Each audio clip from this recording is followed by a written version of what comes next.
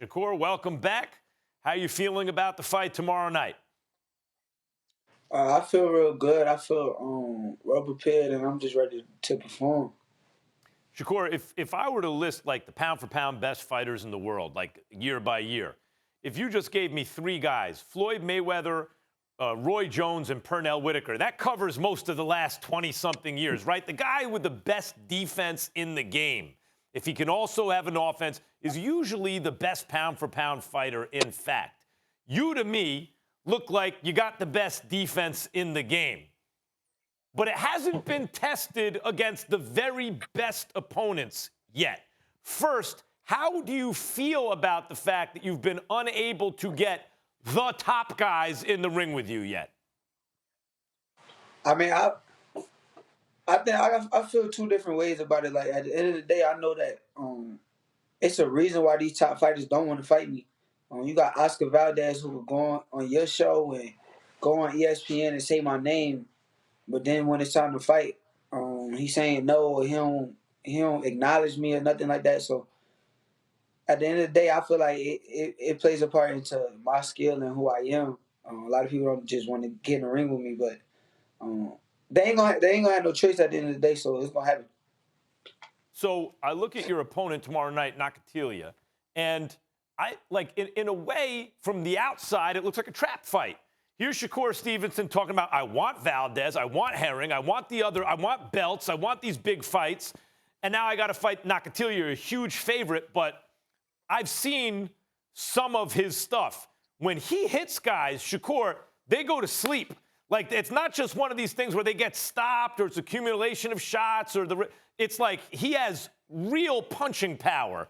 Doesn't that make this a trap fight for you when you have your mind on bigger things and you're in with a big underdog who can punch?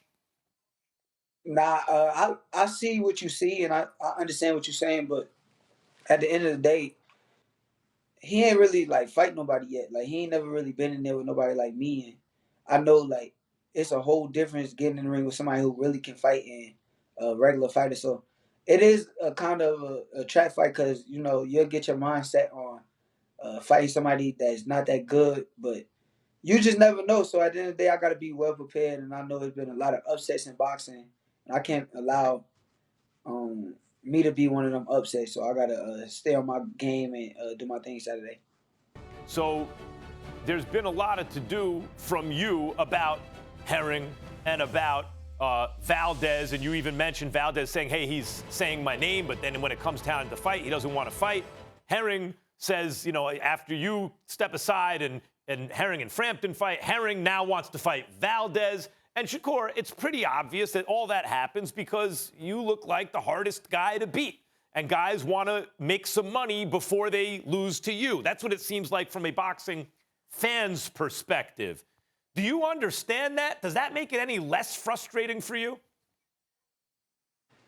Yeah, dude. Cause I know, like you said, dudes don't want to get in the ring. They champions and they don't want to take L's and lose their title without making the biggest money of their career.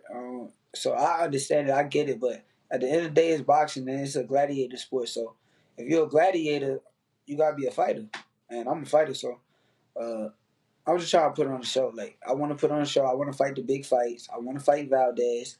I think Valdez is my main focus right now. Herring, he's like 35 years old. We got two losses. I'll fight him just for the belt, but I want Valdez. Valdez undefeated in his prime, just put on the best performance of his career, and I think me and Valdez would be a hell of a fight. When I look at Valdez, I know that fight hasn't come off yet, but he seems to me to be the kind of guy who will accept challenges, right? Do you get that sense from him? In other words, when you say, well, when it comes time to sign, I don't know, but do you get the sense that he's actually going to get in the ring with you in the next couple of fights, Valdez? Yeah, I actually do get the sense. I feel like Valdez, he got a lot of heart. He a Mexican fighter, and I feel like he's not really scary. I don't know what's going on the business side, but at the end of the day, I feel like Valdez will get in the ring with me. I feel like I was just mandatory at 126. A lot of people say he moved up and ducked me, so I think he got like stuff to prove, and I feel like I'm gonna be that fighter that he'll jump in there and he don't mind taking a risk. So I'm willing to take the risk. He willing to take the risk. I think we should just make the fight happen next. And by the way, for people wondering, when Shakur says scary in boxing parlance, that means that he's scared, not that he's scaring other people. If you say it's a scary fighter, it means that he's acting scared. What Shakur is saying there is that Valdez is not scared. And Shakur, I agree with you. So Nakathila is tomorrow night. Assuming you get by Nakathila and you're the heavy favorite, and I think you will, but he is a puncher. Assuming you get by Nakathila, who do you want next? Is it Valdez you want next? Valdez next. I feel like Valdez is, like I say, undefeated. He in his prime. He just came off the biggest victory of his career. He don't have a fight day coming up. I don't see the point of waiting. What's the point? I don't get it. Like, we both were top ranked. It's a big fight. Let's make it happen. Best fight is at 130. Let's make it happen. Thanks for watching ESPN on YouTube. For live streaming sports and premium content, subscribe to ESPN Plus.